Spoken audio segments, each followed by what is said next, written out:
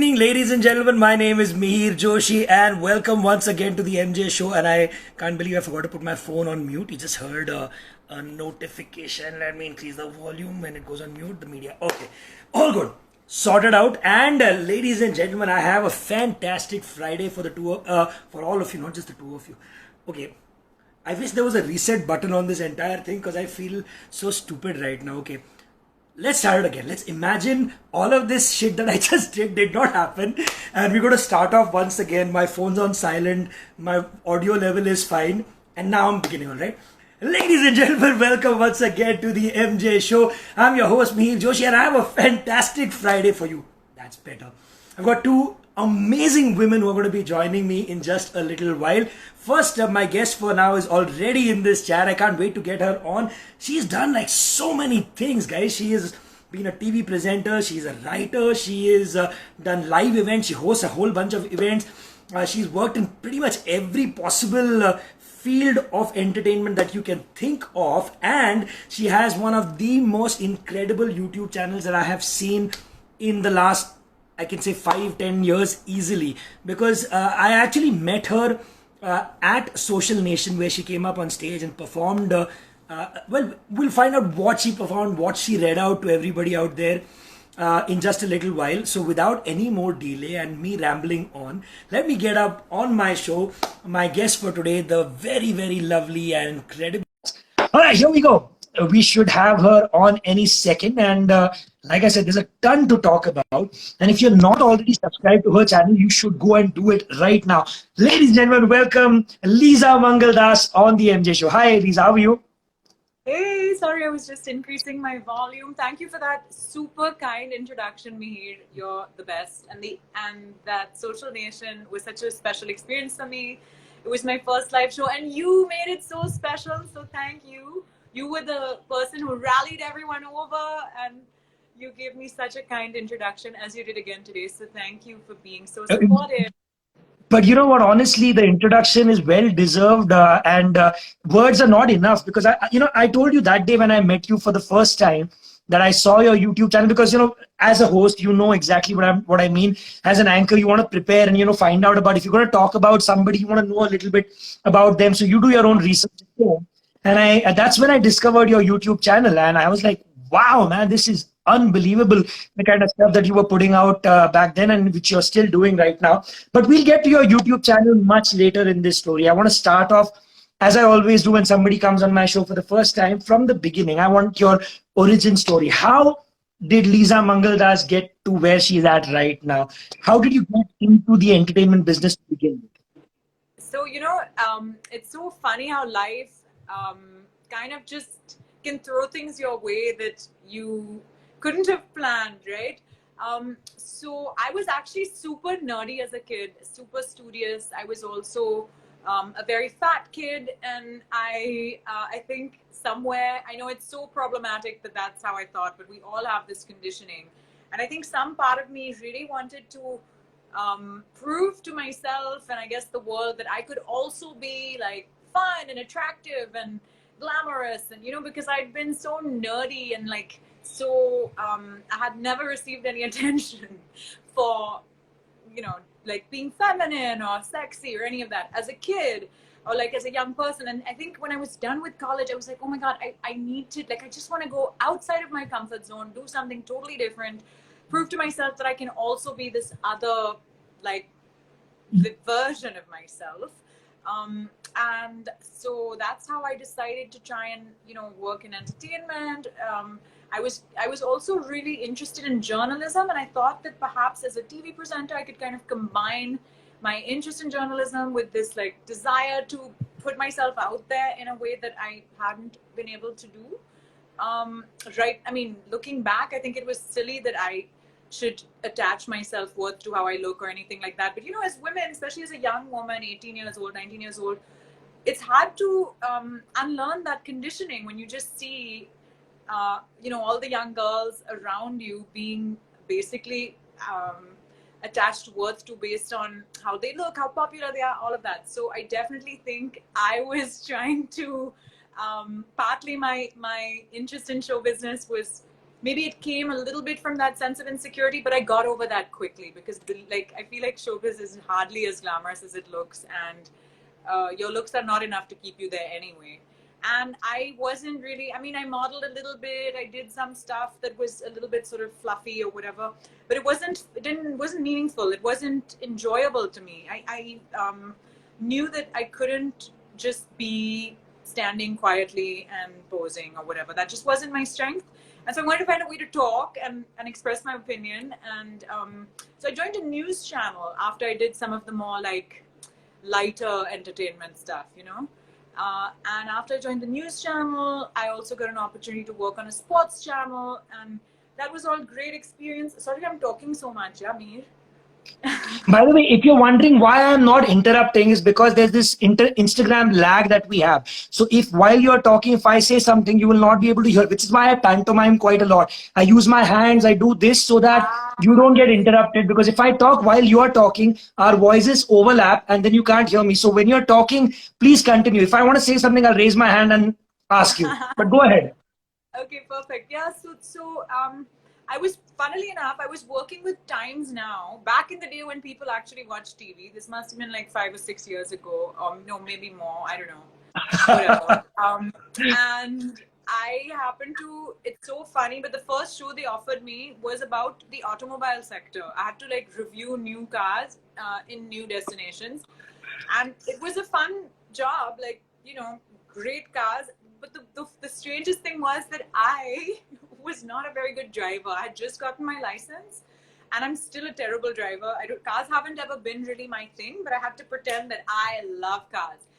And you roll with it, man. An opportunity comes your way, you just do this. But I would never have thought that that would be what I'm talking about on TV. You know what I mean? I was like, I want to talk about, you know, current, like the hot topics of, like, you know, especially to do with like women's issues and social issues and cultural issues.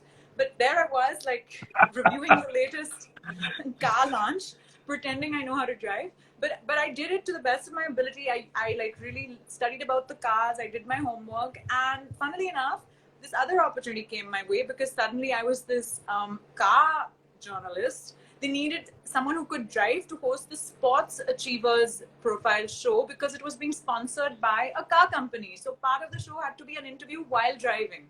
So they were like, hi, you drive, you host it. And the funny thing is, I'm not into sport at all either. I hate to admit it in case any of the ISL people, fans who follow me because I used to present ISL are watching. I guess now I can admit it. But I was not a sports fan. Again, I just tried to make the most of the opportunity because suddenly Times Now had me doing this Sports Achievers interview series. Star Sports happened to catch that series because I interviewed Sunil Chetri on the car sponsored news show about sports achievers. And then they were like, oh my God, we need an anchor for ISL season 2. Please come in for an audition and all. And I got the job. And I was like, you shouldn't be hiring me. I don't even know that you know, it was like news to me when I figured out that the teams changed sides at halftime. I was like, this changed sides at halftime. That is how little I knew about football. I hate to admit it right now, but I feel like you got to be honest. So, but the thing is, I had an education. I think what really gave me an advantage was that I was able to make the most of information presented to me and, you know, make sense of it and try and explain it in a simple way. Whereas I think a lot of the other people who end up being in journalism and sports journalism in our country actually want to be in Bollywood. So then interest is not so much in understanding and figuring out information and presenting it in a credible way. They're much more interested in the fame and the kind of like, you know, I think acting is a whole skill in itself, but journalism and acting are slightly different skills, you know, and here in our country, both of them kind of get a little bit mixed up. I know what you mean. Perhaps that's even part of the reason even I got those opportunities. However, I think my nerdiness actually ended up being what allowed me to stay in those jobs and use them as, you know, stepping stones towards what I did want to start talking about. That's brilliant. By the way, I predicted it. You know, I could never have predicted hosting a car show, hosting football. Like, I could never have predicted any of this. It just, life is serendipitous that way. So, you know what, let me get back. I mean, let me give you my perspective of this as well. By the way, there's a young lady here called Raga who says she loves your YouTube channel Hi, and Radha. she's Thank a huge fan of you. yours. So that's awesome. I remember you, Raga, from Ehsan's chat. So yes, there you go. But now what I was saying is, growing up, I was also a fairly studious kid. I mean, I also did a lot of other stuff, but incidentally, 17 years ago, I did my engineering. So I'm an electronics engineer, finished it, got a first class, gave my parents the certificate and said, now I got to do what I got to do. And the next year I became a radio jockey. So since then, now about 15, 16 years, I've been in the music business, but I did the whole good boy studious thing all my life. You know, as a Maharashtrian kid, you can't not study. You have to study. Everybody expects, and especially if you're a boy, you're supposed to be an engineer or a doctor or one of those good jobs. You know, nobody in my entire family tree was into entertainment. So for me, I get that part. But yeah, you know what? That really helps. Being an engineer gave me a systematic way of thinking so that now when I'm hosting an event or if I'm doing a chat with someone, it's just so automatic the way I plan things out so that it feels and seems effortless and natural. But I think to seem effortless in front of a camera is an extremely difficult thing, which comes only with preparation, which I think us nerdy people can completely get. Because, you know, you want to be prepared, you want to plan things. And you know what? The biggest compliment I can give you is your videos. I know that there are edits and, you know, there are, you know, you have multiple, you know, you talk a line or two lines and then there is another frame that comes in, but you are so well prepared in each of your YouTube videos. It's unbelievable. I keep thinking, how is this girl talking so long? It's like a 5 minute, 8 minute, 10 minute video and you're just talking straight to camera. It's a monologue essentially. So I keep thinking about how incredibly prepared you are for every video that you do. And that definitely comes from being nerdy throughout school. And you can see that, by the way, that's my comic book collection. On the other Oh, side, I have wow. yeah, I'm a huge comic book fan. I've got statues, I've got DVDs and music. So yeah, always been that way. And here's another thing that I wanted to add. The year that you were doing, how many years did you do ISL, by the way? I did it for season 2, season 3, I think 4 years. 4 years. 4 years. So in one of those years, I was standing right behind you while you were doing the interviews in the Post-match in the. briefing. I was the person doing the stadium anchoring for one season. Oh, So what a I was small right. world. Yeah, I just realized right now when I looked at your profile and I realized that hey, you were the one presenting ISL. I was like, wait, which means, and in fact, the picture that you have on your website of you interviewing Ranbir Singh, Yes, yes, no, yes, yes. Ranbir Kapoor. So, That's because he gosh, I was the always get it. Mumbai City FC Exactly. celebrity ambassador. Yeah. Correct. So I was right behind doing all the stadium announcements, you know, getting Ah, the that's fans so pumped funny. up What a and small world. all of that. So yeah, it was what a small world indeed. Okay, so let's go beyond that. So you know, all of those things led to you doing television, you doing anchoring on news channels, and of course sports channels.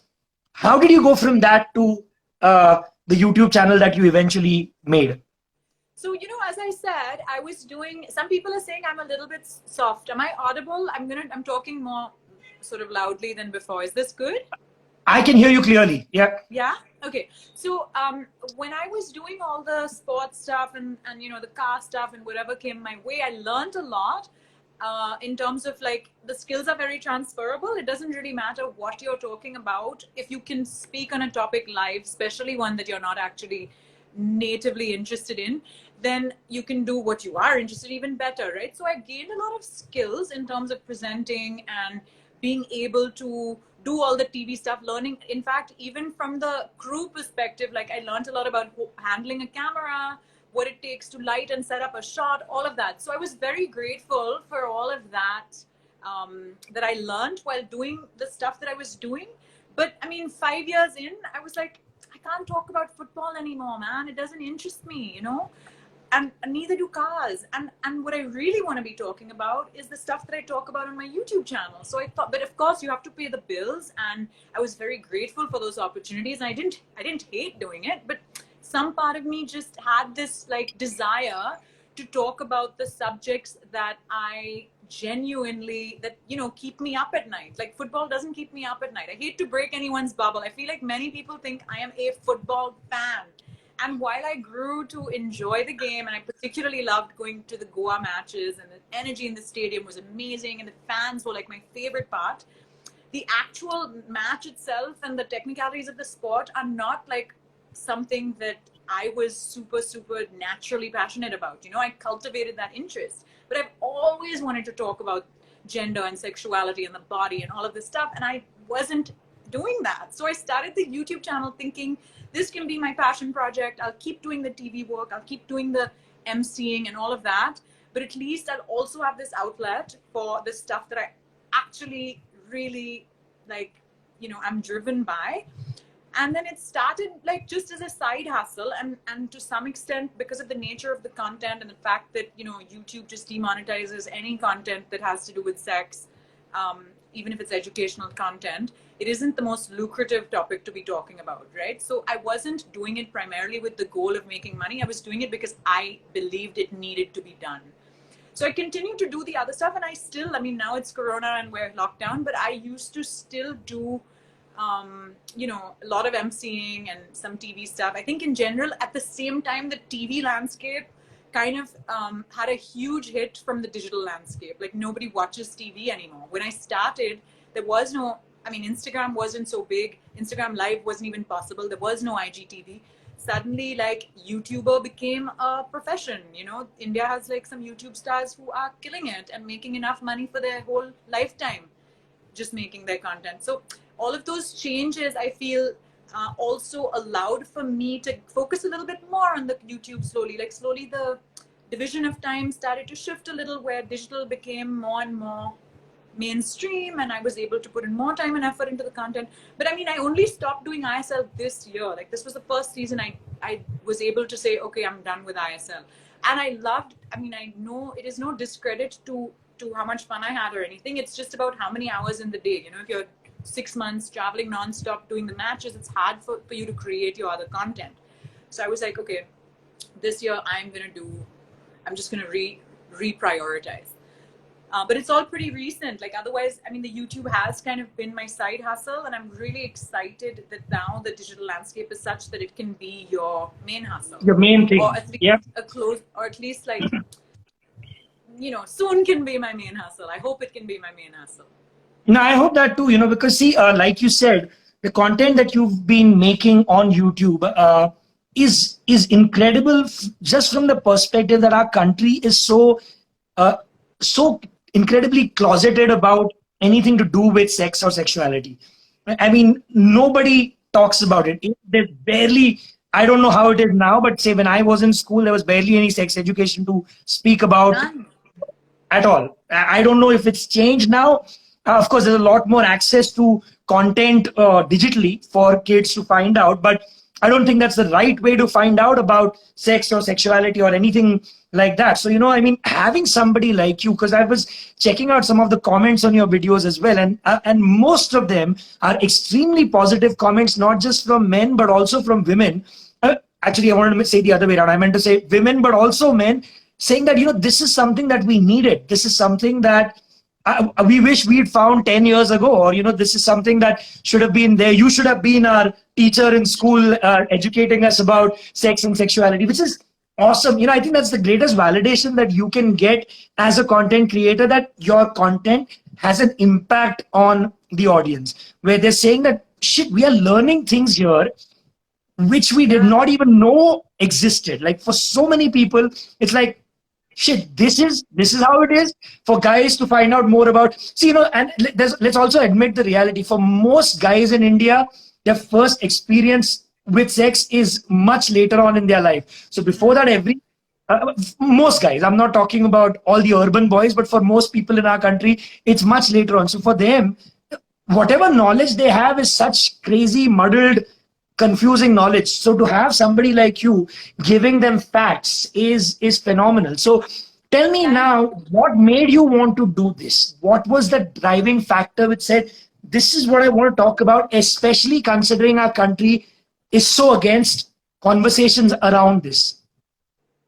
Well, exactly what you were saying. I just was so aware as a young person of how gaping the gaps are in my, I mean, or rather, aware is the wrong word. I myself found that as a young person, you really had to seek out credible information about even basic stuff like contraception. We don't talk about this stuff. And it's really, and look, young people are going to have sex. Human being, that's what people do, and it's not a shameful thing. It's going to happen. So instead of shoving things under the carpet, most people have a don't ask, don't tell relationship with their kids, especially about this stuff. It's like, let's just pretend that nothing's happening, even if somewhere that your child has a girlfriend or boyfriend or whatever it is, and maybe you even know somewhere that they went to go out together once, or they were whatever when we were traveling, that sleepover was not at that, you know what I mean? They somewhere, parents also not stupid, they know, but they don't acknowledge it. So there's no conversations. And then around the important stuff like safety, like consent, like protection, and even pleasure, which I think is a fundamental part of sex. Most people don't have sex to have children. Out of all the millions of people, billions of people in the world having sex, very few of them are like, we're doing this because we want a baby now, right? But we pretend as if the only reason to have sex, especially in India, is to have a child. Like, sex is positioned as this thing that only happens within a marriage, within a man and a woman. Anything outside of that gender binary is not acceptable. Also within the confines normally of the same religion, caste, class, all of that. And normally also the assumption is that the woman is just doing her duty, the man is entitled. Sex equals penetration, sex should equal male orgasm, the woman's pleasure doesn't really matter, and it's the wife's duty to her husband. Like, I feel like that's the general societal, at least in public forums, that's how people present sex, and that's just not, that's such a narrow and limiting and unequal positioning of sex. And then so you have all of this cultural kind of like problematic positioning, and on top of that you also have the internet, as you said, where 10-year-olds are now accessing porn, right? So on the one hand, you're told sex is this bad, shameful thing only to be done with your wife, and she should be from the same caste, blah, blah, blah, color, religion.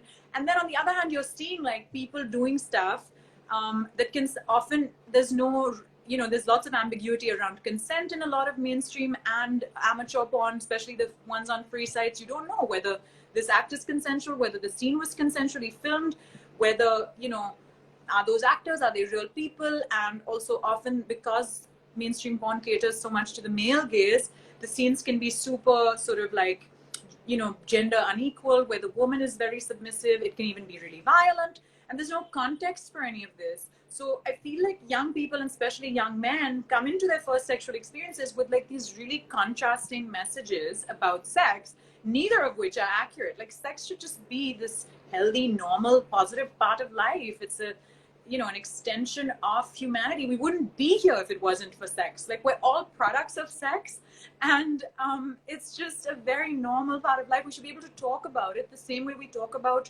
food, or I don't know, the weather, or whatever it is. It's just a normal part of life, and I wanted to just help make it normal to talk about sex, because I'm not an expert, I'm not a gynecologist, and I never claim to be. I don't ever try and say like, you can come to me with your problems. That's not what I'm saying. I'm just saying, let's talk about it. Like, I can start a conversation, and we can find the right experts, find the right resources, but at least let's be comfortable with this stuff, Someone is commenting, but it was not taboo. Traditionally, we had the Kama Sutra, sculptures of sexuality. Absolutely. I think that's such an important point.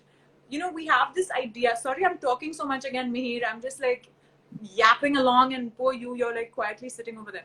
But what I was saying was that it's very, MJ Olala France brings up an important point. It is true that so much of our ideas right now of Indian culture, where we think it's super prudish and anti-sex, that's actually just very Victorian ideas that we inherited from colonialism.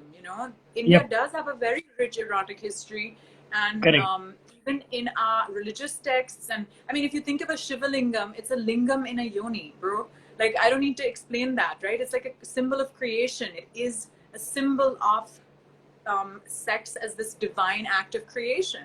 And so I feel like absolutely within India's cultural history, it was super sex positive. I mean, all these cliches about Khajuraho, the Kama Sutra, blah, blah, blah, like the West has kind of, it's become almost funny. There's like the Guru and movies like that, and whatever, this kind of, it's almost the way things like yoga or the Kama Sutra or whatever have been packaged in the West, it becomes a little, it's almost funny now. But if you think from an academic perspective about Indian history, it is really rich in wonderful erotic art and literature, and indicative of the fact that we weren't always like this. So this idea of Indian culture is maybe not as accurate as we think.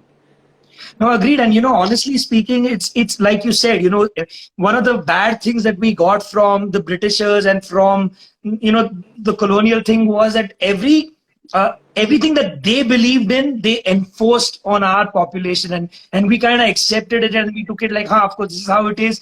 And because of that, we've come to a point right now where it's so difficult to talk about sexuality. So MJ Olala France is her name's Madhura, and she's a regular viewer of the show. And she said, and the biggest joke is ladies are not allowed into Shiv Gabhara where the Shivlingam is kept, or at Trimbakeshwar.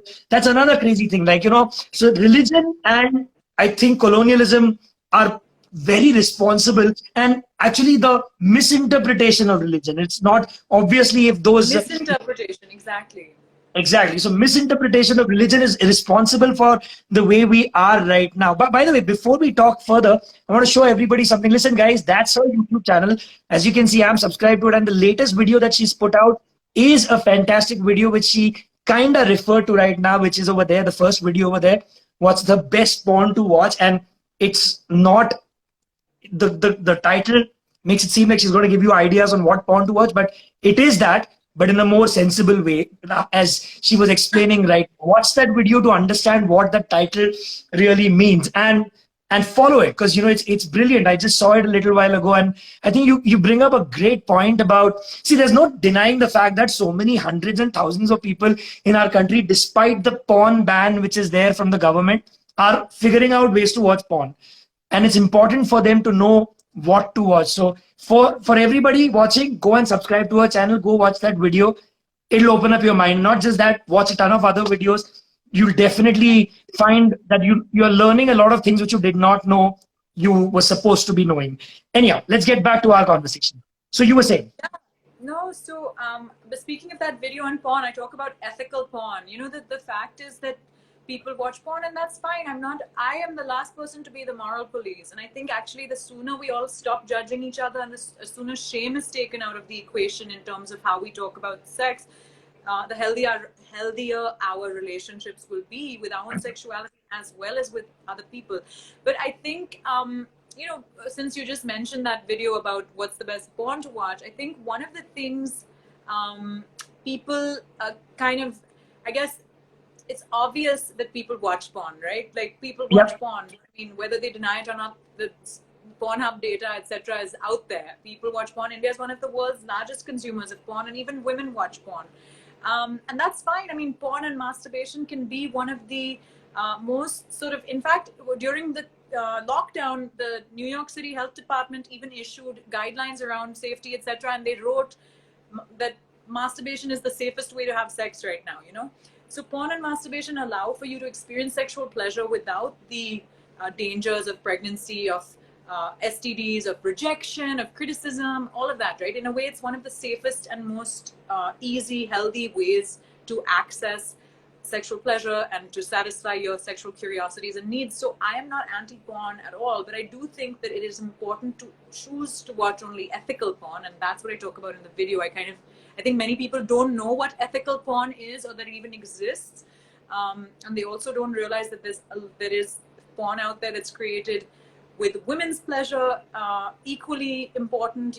Most mainstream porn is created with the male gaze in mind, all of that. So I kind of basically, I personally was never into porn, especially mainstream porn. It never turned me on, but I realized I'd just been watching garbage mainstream porn, and there's so much better porn out there, which is consensually filmed, where the actors have a say in what they're doing, where there's diversity represented, where there's, a really strong emphasis on pleasure being equal for both parties, where it promotes healthy sort of relationship with your body instead of these unrealistic body expectations, all of that stuff. So now, you know what?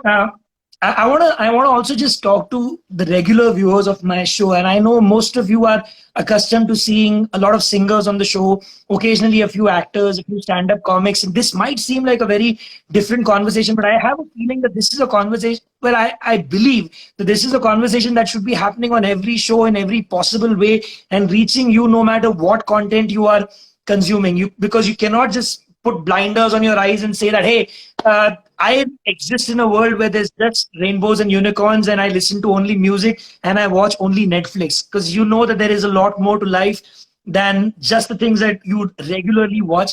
This is a conversation that you need to be having with your friends, with your family. You got to be open about it, and just make it so that it is natural. Because as Leeza just said, sex is natural. And if you treat it that way, if you treat it with love and respect, and if you respect your partner, automatically we will lead, you will bring out a new generation which will feel more comfortable about it than we did. Like, I know my generation, we felt very difficult talking about this with our parents, talking about this with anybody.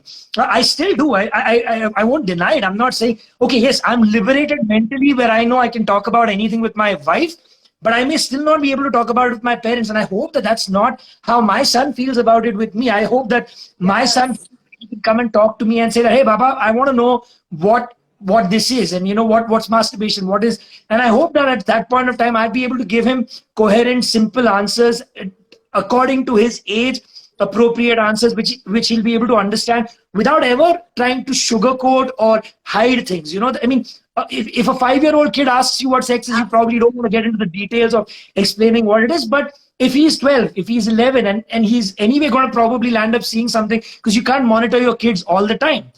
I'd much rather they learn about it correctly from you and then see something, and you probably tell them, okay, if you are going to see, this is what you should be seeing, that way. Mihir, you've frozen. Sorry, you froze briefly. Oh, did you get any of what I said? Yeah, Can you hear me now? Most of it, just at the end, I can hear you. You just cut out right at the end when you were saying how it would be great for kids to be able to turn to their parents, and you hope your kid can come to you and all of that. Yeah, I couldn't agree more. I mean, I think that unfortunately what parents do normally when a child first asks about sex is they'll either deflect, some sort of. Leeza, I think there's a little bit of an internet issue from your end, I think, because I just heard a couple of people saying we heard everything. So, do you want to reconnect? Oh, maybe it's my internet. I don't know. Are you close to your Wi-Fi router? Are you sitting around your Wi-Fi router? I'm near my Wi-Fi. I'm sitting very close to the Wi-Fi. I think I was getting a call, Mihir. Sorry about that. Okay, no problem. Go ahead. Yeah. So what I was saying is that I think when children normally ask their parents for the first time, what the parents do is either look very embarrassed or be like, no, you can't ask about that. Either there's anger, there's shame, there's embarrassment, or there's total deflection. Like they'll be like, yeah, some bird dropped you at the house when people ask like, how is a baby born? We picked you up at the hospital, or we found you in a basket. Or I don't know. I don't know. Maybe some of you guys watching can tell us how your parents answered that question when you first asked it. Where do babies come from? But I think so. At such a young age, children are learning shame. If you ask a question and your parent looks visibly flustered or annoyed or embarrassed, you learn like, oh, that thing is not something I should ask about, and it's this bad thing or this shameful thing. And in subtle ways, even before a young person is even remotely interested in having sex, they've already internalized the idea that it's this scary, bad, embarrassing thing, or that it's this funny, dirty thing. It's never this normal thing. And so I think parents definitely should just talk about, it's like a fact of life. It's a biological thing. And when asked about it, you can explain a basic, biological process. You can even use diagrams. There's so many on the internet that are very, they're not vulgar. They're just sort of the way you could show, the reproductive system of a plant or the reproductive system of any kind of organism. Surely you can also show the human reproductive system, right? And I feel like those are things that you'll be surprised the kid is not going to. If you just explain it normally, they'll also be like, he can get on with their life. It's not like they're going to stop doing what they're doing and only look up sex pictures after the explanation. You know what I mean? In fact, they're much more likely to do that if you're like, don't ask that again. So, Absolutely. yeah. Now, you know what? By the way, this is a video which you should, if you forgive me if I, because I've not seen every video you made. If you've not already made it, this is definitely a video you should be making so that, you could tell people about how, if your kid comes and asks you, what is the right way to go about it. I would want to watch that as well because I know a lot of young parents would want to watch it, especially when they've got their kids growing up a little bit. My son is still a baby; he's just 21 months old. But by the time he's 8, 9, 10, I know for a fact that I'd love to have. I'm fairly certain my wife has already researched it. She knows everything there is to know about. Well, I think she does because she does so much research. I'm in awe of her all the time about the amount of reading that she does about being a good parent, and I learn constantly from her. So she's one of my teachers on a daily basis. But I know for a fact that you should put something out where you can tell parents about how to communicate about sex or sexuality to their kids. And whenever you put that up, I'll definitely be watching that and sharing that for sure. Thank you. I mean, the part of the reason I haven't talked so much about stuff to do with like marriage and to do with parenting and stuff is because I'm not married and I don't have kids. So partly I feel like even though I have some opinions on it, I don't have the first-hand experience. But I would love to talk about those things, and maybe you can come talk about them with me, and other people who are married and do have kids can kind of have that conversation with me, because I always like to have some first-hand takes on this stuff as well. Got it. Got it. Wait.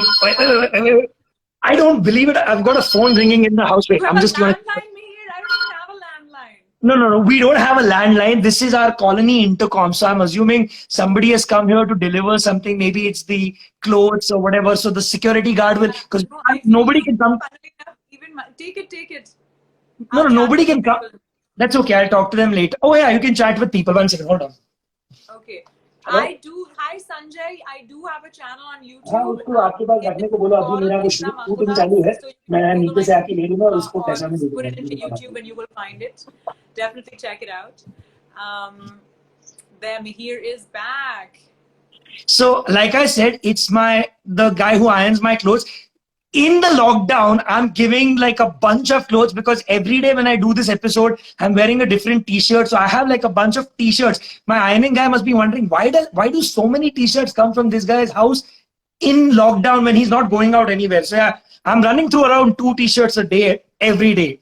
But 1 minute, I was Wow. saying, yeah, this was really funny. I love what she just said. She said, a friend of mine told me in the 8th grade that when a boy touches the girl's knee, the girl can get pregnant. That's hilarious. Wow. And finally, my cousin enlightened me one day. Good to know, Madhura, that you were worried about your knees being touched by a boy. That's crazy. Yeah. Raga says, please put the titles of the video more conservative. But Raga, actually, I encourage you to please share them with the title, because the whole point is to take out the shame, to eliminate the shame, right?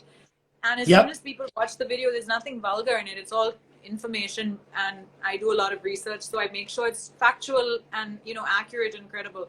So I hope that here you will take my side instead of having me change my titles, and encourage your friends to not feel any shame. Absolutely. And feel no shame in sharing them.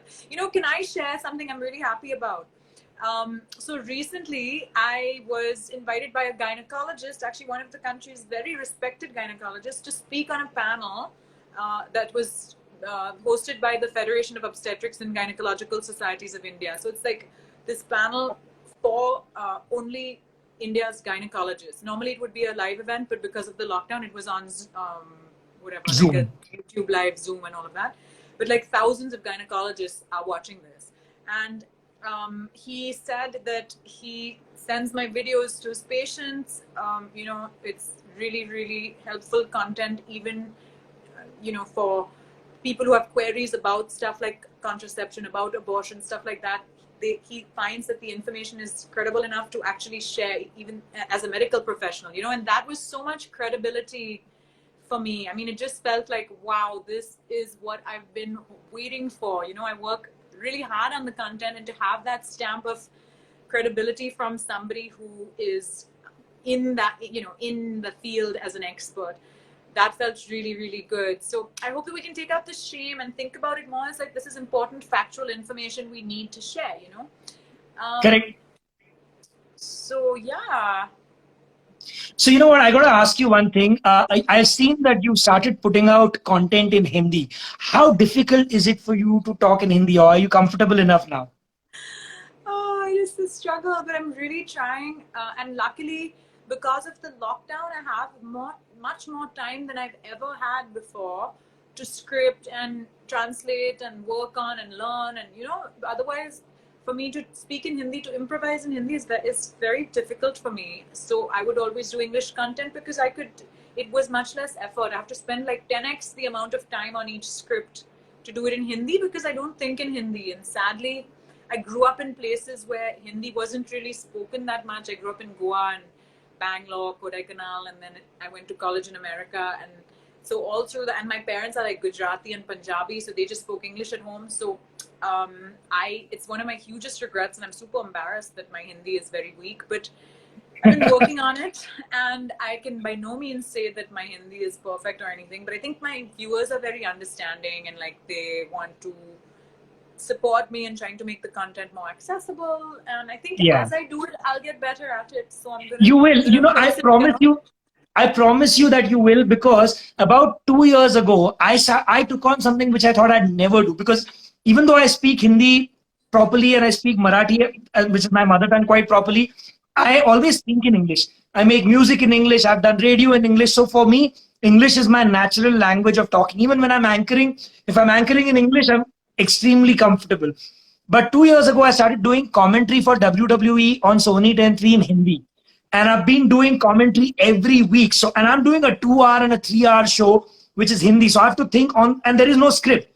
We have to look at the television and talk instantly. And I just realized that the more I did it, the more comfortable I got, to a point where now I can have a conversation with somebody in Hindi for an hour or 2 hours without having to think in English and then translate it in Hindi. So you know what, I want to tell you, keep doing it. I think that's a good way of reaching out to a lot more people.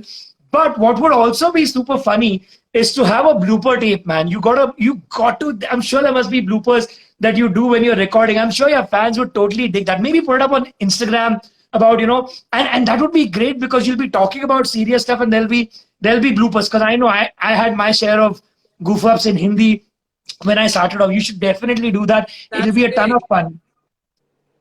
Yeah, no, I'll try and do that. Right now, because of the lockdown, I'm having to be my own cameraman, my own lights and everything. Like, it's very like do it yourself, and so I feel like it's so stressful because you're shooting but you're also worried about audio and the light, and so even when I make mistakes, I feel like they're not funny. I just get irritated at myself and I do it again. It's much more fun when you have a whole crew and someone laughs at you, and you know what I mean. So we'll definitely do a blooper reel once I'm able to shoot with One Digital again properly, because for right now it's just like me looking stressed, being like, have I said it right? Did I say karte hai or karta hai, or what did I say? Like, No, but you know what? Listen, you've been doing some incredible stuff, and I meant it. And let's get back to that. Let's end it on the story that we began with, which was Social Nation. What did you tell everybody? What you did at Social Nation? You read what? There was poetry that you read. I didn't read it. I performed it. It was you first not read. I meant to say you recited. Yeah, it was really exciting for me to do that because I had the opportunity to perform at Social Nation, but my content on YouTube is, I'm not a dancer or a singer or something. So I thought, how do I perform? Because you don't want to get up on stage and give a lecture at a festival like that. So I thought, let me write a poem and do like a spoken piece. But it was my first ever time doing it. And I still wanted to kind of touch upon the topics that I am interested in and that my channel is about. So I made this poem called Whose Body Is This? I think you remember it. I do. But it touches upon all of these different aspects, like consent, like the gender double standards, and how women get slut shamed, and the taboos around menstruation and abortion, all of that stuff.